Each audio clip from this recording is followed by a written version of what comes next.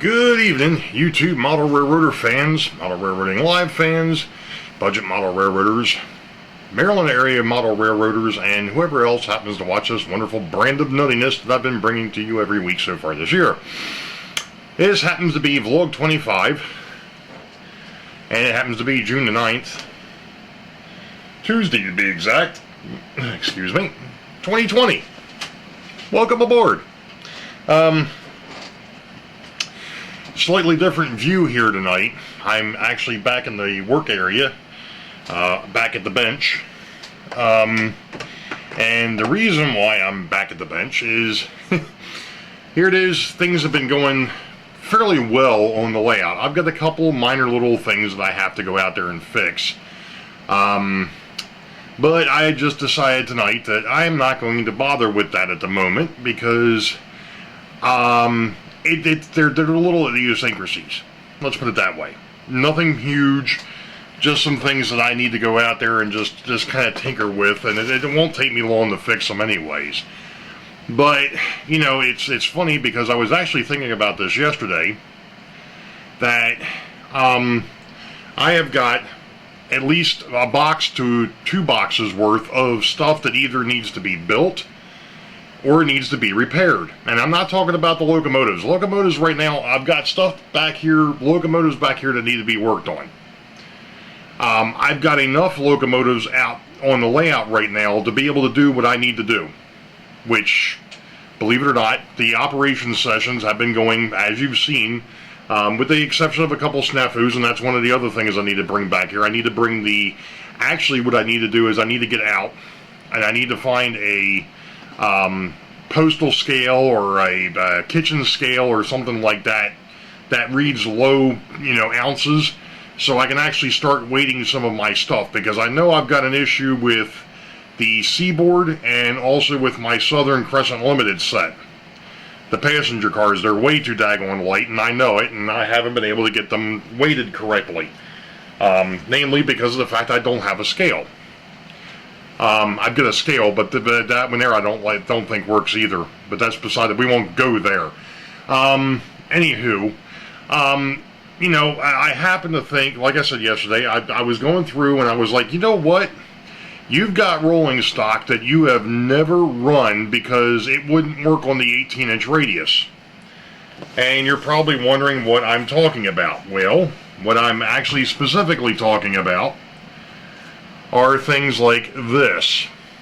This is a Walther's cushion coil car. Now, with the way that these were designed, they were never designed to go around an 18-inch radius. They don't work on an 18-inch radius. Trust me, I've tried. So I've got this one and 2 others that I want to get repaired and get them prepped to be on the layout, because I've got 22-inch radius now, and I want these to be on the railroad, so these have to get fixed. Now, one problem with that, though, is the fact that their hoods that belong on those cars. Alright, here's a good example. This one here belongs to the Detroit, Toledo, and Ironton, and if you notice the little ears that are supposed to be sitting here that hold the next hood on, they're gone. In other words, they're supposed to kind of look like those. I know they're probably kind of hard to see, but this one here is one for the Pennsylvania, and it's got 3 of the 4. It's missing 1. This one here's got 2 of 4. Hey, look at that. This one's actually got all 4. This one here happens to be for the Chesapeake and Ohio. Let's see what else we've got in here. Oh, no. Oh, there's one that's only got 1 of 4. And this one here has only got 2 of 4. So I have to either find the parts, which in some cases are floating around with the cars, or I need to find some way of making them up. And to be honest, to be truthfully honest, it's not like I've got a steel plant or anything like that on the railroad to begin with. So the steel plant happens to be off layout, and, to be honest, I really don't need to have some place to stack the hoods. But to be prototypical, I need to at least show the ears and all on there. So I'm going to have to try and see if I can't figure out some way of doing that. I mean, I can run them the way they are. It's not a big deal. They just won't be, I just won't be able to stack them. Anyway, those are 3 cars that I want to work on.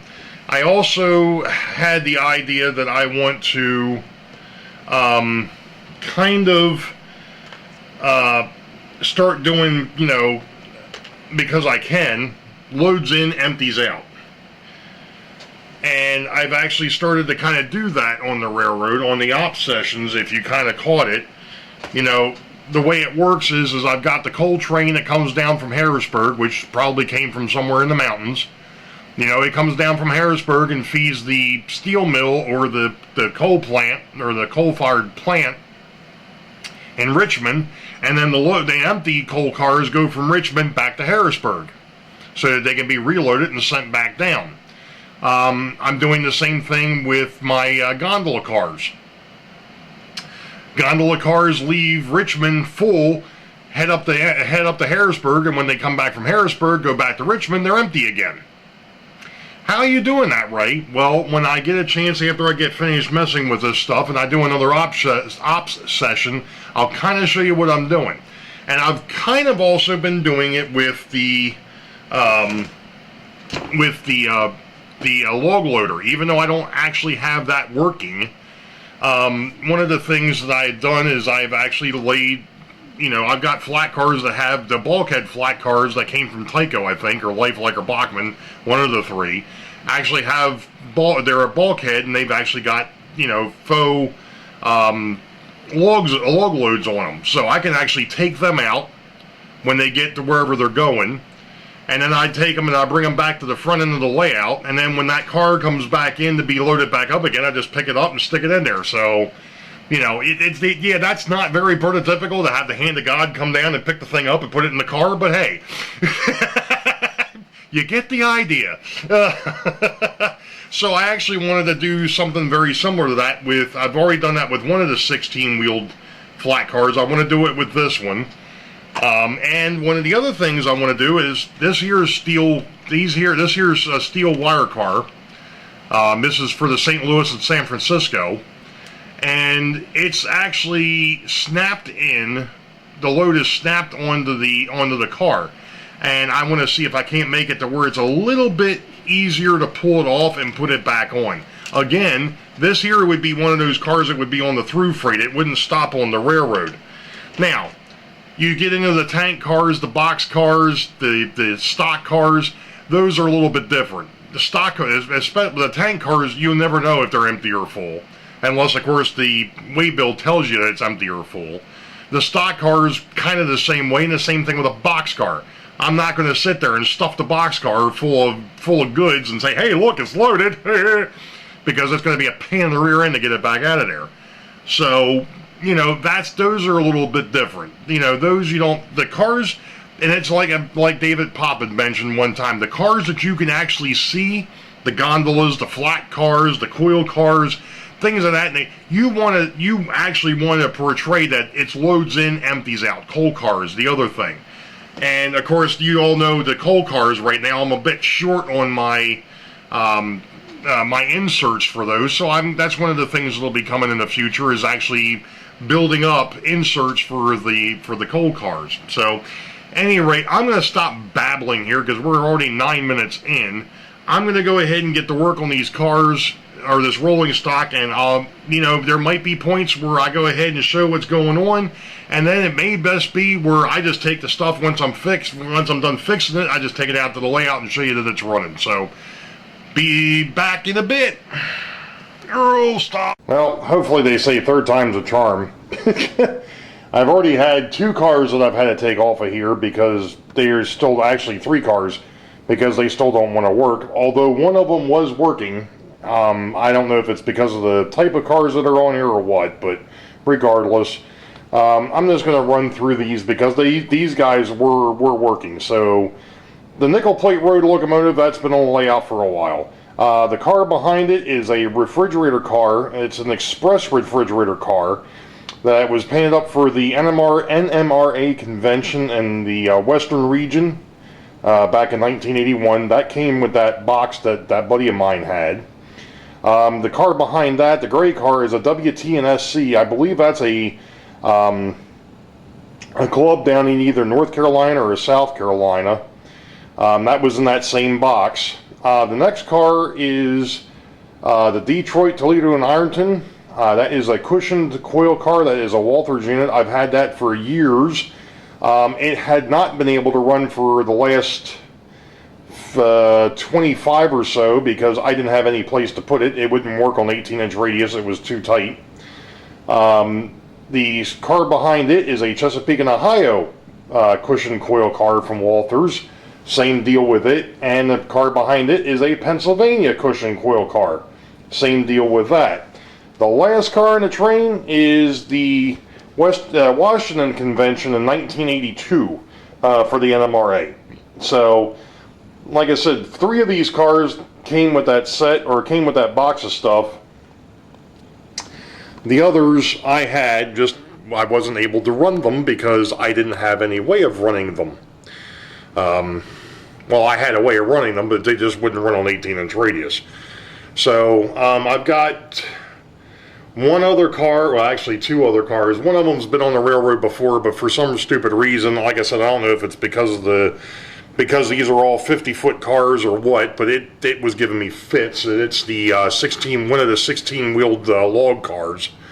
I'm going to have to play around with it, I guess, a little bit. And then the other car I just got finished putting back together from other spare parts is a Carnation milk car or refrigerator car that I'm not sure who the manufacturer is. I think it may have been Athearn, but it's got all sorts of, it's got a mixed match of parts on it right now.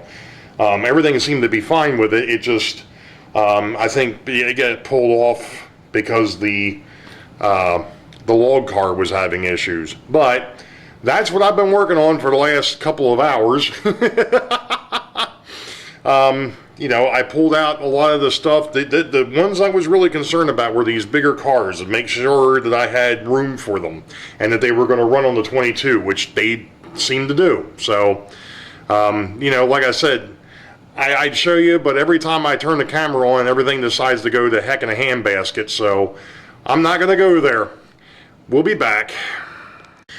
Well, good evening, YouTube model railroaders. It happens to be now Wednesday, June 10th. I know that this video is probably getting a little bit long, but that's okay. It's alright, there's a lot to cover.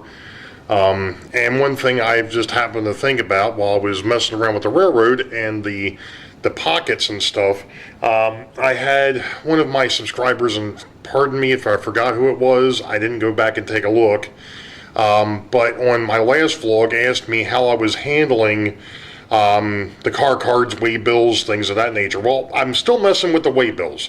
I kind of started messing with that the other day and realized that the stuff that I built, then you have to remember, what I did is I didn't buy the pre-made stuff. I made my own. I made my own car cards, I've made my own waybills, and then of course I made my own locomotive pockets, which I found weren't going to work for this particular railroad because they were too small. Again, my old layout, maximum cars was 6. Not a problem, car cards fit in there, no big deal. On this layout where I'm going to be running 10, 13, 14, 15 cars, those pockets weren't going to work, so I came up with an idea the other night, and that idea was to take a manila folder and do one of these doodads. Now, all this is just a manila folder where it sits at the fold, and I went ahead and I just boxed it off.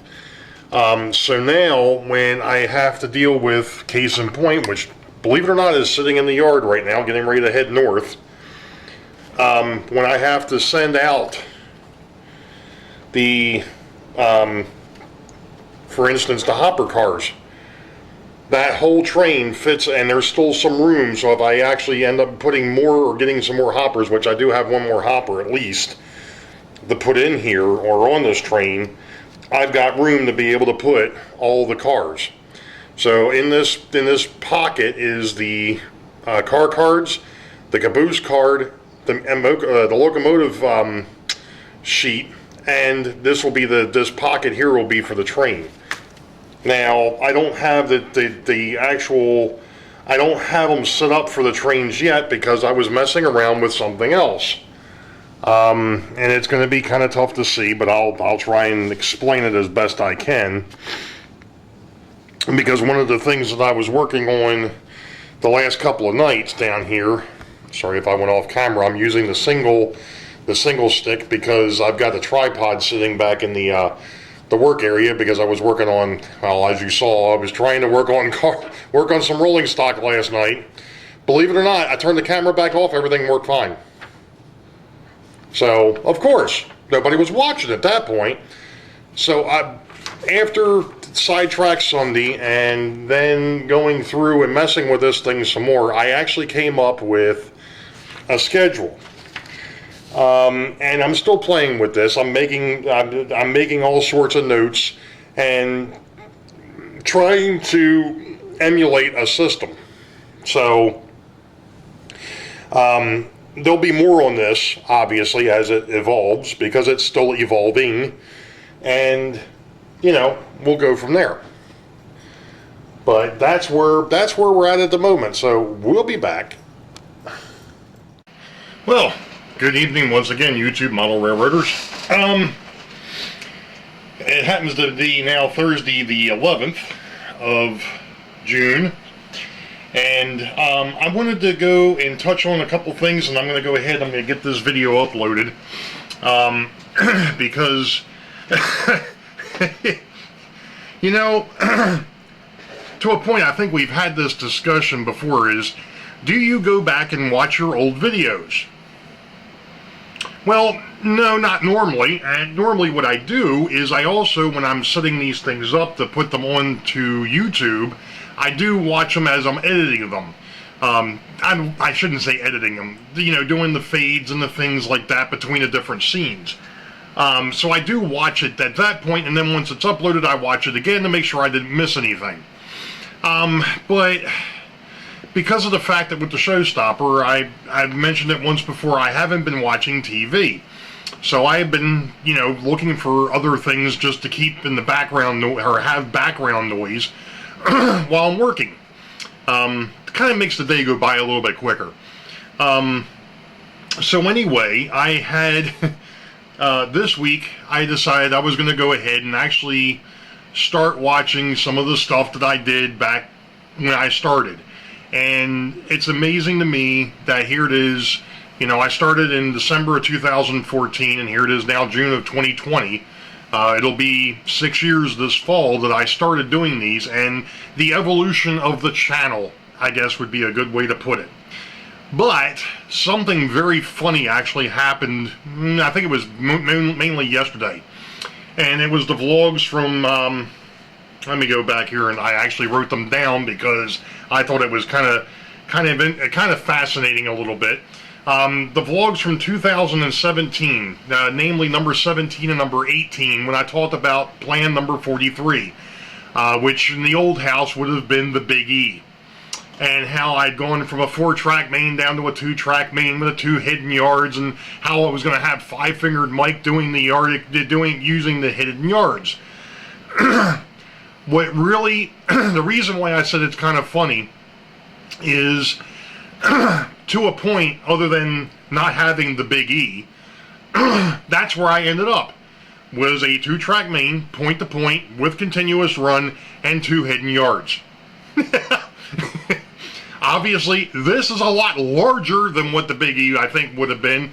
I think area, it may not be area-wise, it may be about the same size, but, you know, with this one here, I've definitely got room to expand if and when the opportunity arises, let's put it that way.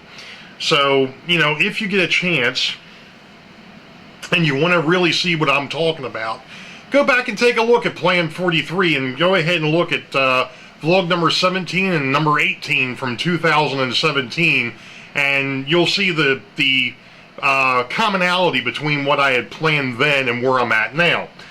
Now, on to something else. As you all know, I've had issues for years with the turntable for the roundhouse. And earlier this year, I had a brainstorm, unfortunately it was a drizzle, about getting away from the stupid little brass hoogies that sat on the shaft that the wipers hit for track power. And I thought bearings would be a much better way of going.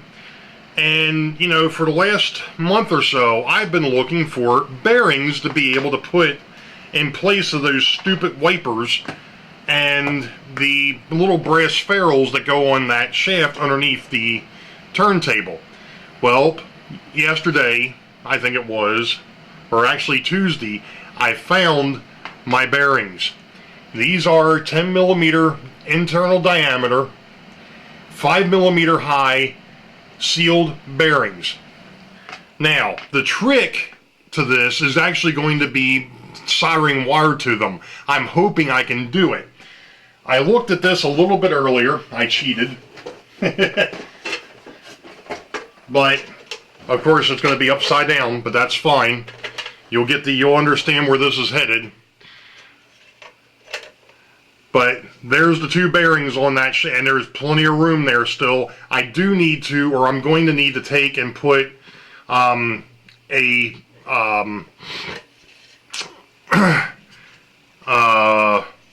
am I looking for? I'm going to have to put a piece of plastic to isolate the two rails. But that's the ticket. They actually fit, and there's a little bit of room left over, which is perfect. That's exactly what I was looking for. Like I said, now the next thing is going to be soldering wire to them, and we'll see how that goes. I'm not going to do that on this vlog because obviously I think this vlog at this point is probably up to somewhere close to a half an hour. Sorry. Between what's been going on the bench and the railroad itself, I'm rather pleased at the moment to say that things are starting to really look up out there. I've got a couple spots that I need to fix. Probably maybe going to do that tonight, and then probably maybe tomorrow I'm going to start working on the round or the turntable, and that will be its own special piece. I'm not going to make a vlog out of that because it'll probably end up being a half an hour long, and that may not be something that'll interest everybody. So I'm going to put that under that how did he do that, kind of like with that AHM rebuild that I did a couple weeks back. So you all know the deal. Wait for the highball. Green tracks ahead. We'll catch you all next time. Be safe. God bless. See ya.